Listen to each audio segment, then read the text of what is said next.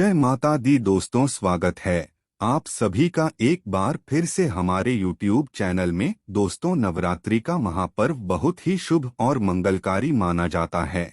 नवरात्रि के पूरे 9 दिन गंगाजल की हर एक बूंद की तरह पवित्र माने जाते हैं। यह शुभ समय भक्तों के जीवन में खुशियों की सौगात लेकर आता है। तो चलिए दोस्तों, आने वाले इन चैत्र नवरात्र में आपको बता दें। चैत्र नवरात्र आने से पहले अपने घर में 2 चीज बाहर निकाल दें, वरना माता रानी रुष्ट हो जाएंगे। दोस्तों, आपको बता दें 2023 में इस साल मां दुर्गा नोखा की सवारी पर पृथ्वी पर इनकी और भक्तों की पीड़ा को मुक्त करेंगे और सभी इच्छाओं को शीघ्र ही पूर्ण कर देंगी। ऐसे में आप सभी भक्तजनों अभी से अपने घरों में माता रानी के स्वागत के लिए तैयार हो जाएं। और दोस्तों, इस बार नवरात्रि पूरे 9 दिनों तक पहले की तरह 9 दिन तक धूमधाम से नवरात्रि मनाई जाएगी। ना कम ना ज्यादा पूरे 9 दिनों तक मां शेरोवाली की विशेष रूप से पूजा आराधना की जाएगी। नवरात्रि का महापर्व इस बार 2023 में 22 मार्च दिन बुधवार को शुरू होकर इसका समापन 30 मार्च दिन गुरुवार को है। दोस्तों, आप सभी को बता दें कि आने वाले चैत्र नवरात्रि पर मां दुर्गा की कृपा पाने के लिए कलश स्थापना का शुभ मुहूर्त है। 22 मार्च को सुबह 6:29 से लेकर सुबह 7:39 तक मुहूर्त में की गई पूजा बहुत ही शुभ मानी जाती है। इससे समस्त देवी देवताओं की कृपा प्राप्त होती है और पूजा पाठ का फल कई लाख गुना प्राप्त होता है। ऐसे में जो व्यक्ति नवरात्र आने से पहले घर से यह कुछ चीजें हटा देता है तो उसके घर में मां वैष्णो माता का वास होगा। साथ ही माता लक्ष्मी का आगमन जरूर होगा। वह मां शेरोवाली आपकी झोली खुशियों से जरूर भर देंगे। इसलिए नवरात्र आने से पहले घर से यह चीजें हैं और उन हटा दें। और दोस्तों, आज हम कुछ आपके ऐसे ही कुछ गलतियों के बारे में जानेंगे जो अगर आपके घर में भी होती हैं तो माता लक्ष्मी ऐसे घर में प्रवेश कभी नहीं करती। फिर चाहे आप कितनी भी पूजा पाठ कर ले, माता लक्ष्मी कैसे घर में कभी नहीं आती। ऐसे ही घर से देवी देवता भी हमेशा रहते हैं। दोस्तों, अगर आप माता रानी के सच्चे भक्त हैं तो दोस्तों, सर्वप्रथम वीडियो आगे देखने से पहले कमेंट बॉक्स में जय माता दी जय शेरावाली कमेंट करना ना भूले। दोस्तों, माता रानी जी की आशीर्वाद आप पर सदा बनी रहे। दोस्तों, सबसे पहले तो नवरात्र के पहले ही मंदिर की अच्छी तरह से साफ सफाई कर ले। मंदिर के अंदर अगर पुरानी मालाएं हैं, टूटी हुई मूर्तियां हैं और इसके साथ ही खाली माचिस की डिबिया रखी हुई है तो उन्हें बाहर फेंक दें तथा टूटी मूर्ति को किसी नदी में प्रवाहित कर दें। दोस्तों, वास्तुशास्त्र के अनुसार घर में सकारात्मक ऊर्जा बढ़ाने के लिए कई महत्वपूर्ण बातें बताई गई है। वास्तुशास्त्र के अनुसार घर की हर एक वस्तु में नकारात्मक और सकारात्मक ऊर्जा का संचार होता है। अगर उन्हें सही स्थान पर ना रखा जाए तो यह घर में नकारात्मकता फैलाती है, जिसका असर पूरी तरह से घर की आर्थिक स्थिति पर पड़ जाता है। घर में कलेश कलर भरते हैं, वहीं अगर उन्हें सही दिशा में और सही स्थान पर रखा जाए तो यह घर में सकारात्मक ऊर्जा फैलाते हैं। इससे घर में सुख शांति बनी रहती है। दोस्तों, वास्तु के अनुसार घर का मुख्य द्वार सभी तरह के सुख समृद्धि और वैभव का प्रवेश द्वार होता है। लेकिन अगर इसकी दिशा गलत हो या फिर कोई ऐसी चीजें इसके सामने रखी जाएं तो नकारात्मकता भेजती है। इससे घर में कलेश, बीमारियां और दरिद्रता प्रवेश करती है। यही कारण वास्तुशास्त्र में घर के मुख्य द्वार को बहुत अधिक महत्व दिया गया है। वास्तु के अनुसार मुख्य द्वार के सामने कुछ ऐसी चीजें हैं जो कभी नहीं होनी चाहिए। यह चीजें अशुभ तो होती ही है, साथ ही साथ यह कई तरह की समस्याएं उत्पन्न करती हैं।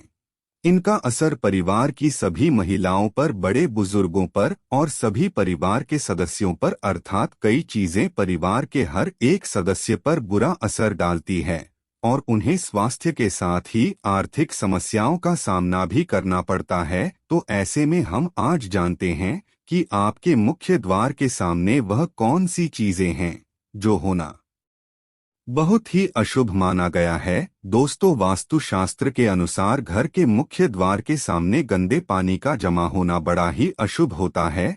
यह वास्तु दोष का कारण बनता है। साथ ही साथ इस गंदे पानी में कई हजार गुना बैक्टीरिया पनपते हैं जो परिवार के सदस्यों को बीमार कर सकते हैं। आप हमेशा अपने मुख्य द्वार को साफ सुथरा रखें। अगर आप ये सभी नहीं रखते तो दोस्तों, राहु दोष उत्पन्न हो जाते हैं, लक्ष्मी रोहित हो जाती है, शनिदेव क्रोधित हो जाते हैं।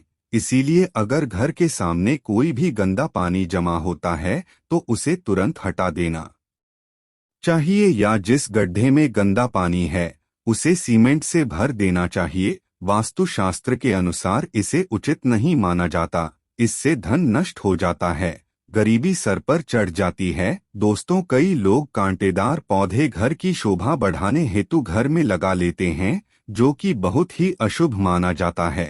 कांटेदार पौधों घर के आसपास रहने से घर में हमेशा क्लेश होता रहता है, घर में कभी सुख शांति नहीं मिलता। कांटेदार पौधे को हमेशा के लिए आपके घर से बाहर रखें।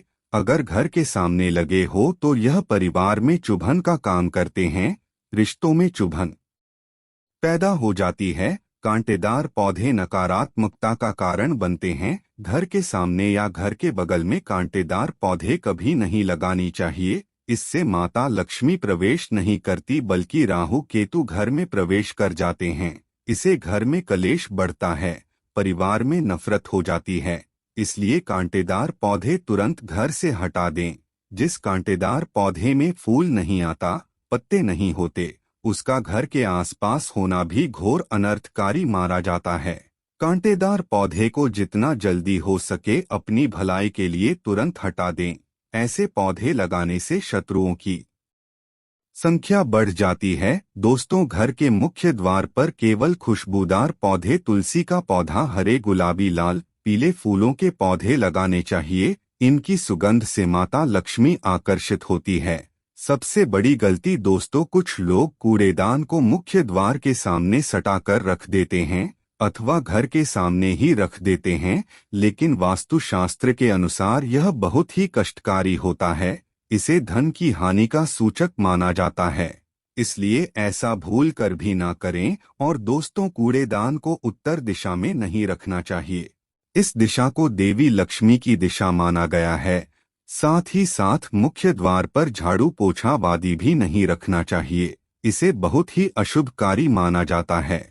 दोस्तों, घर के मुख्य द्वार पर कभी भी माता लक्ष्मी की तस्वीर आपको बिल्कुल नहीं लगाना चाहिए। दोस्तों, माता लक्ष्मी की तस्वीर को हमेशा अपने घर के पूजा घर के अंदर स्थापित करना चाहिए, या फिर अलमारी के अंदर आपको माता लक्ष्मी और माता लक्ष्मी से जुड़ी सभी चीजें रख देनी चाहिए, क्योंकि माता लक्ष्मी का स्थान हमेशा घर के अंदर ही माना जाता है, न कि उनका स्थान आपके द्वार पर।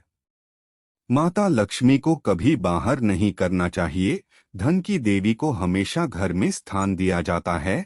कई लोग क्या करते हैं कि फैशन के तौर पर घर के द्वार पर ही माता लक्ष्मी की तस्वीर लगा देते हैं, तो ऐसे में माता लक्ष्मी द्वार से ही वापस चली जाती है, घर के अंदर कभी भी प्रवेश नहीं करती। आपको इस बात का जरूर ध्यान रखना चाहिए।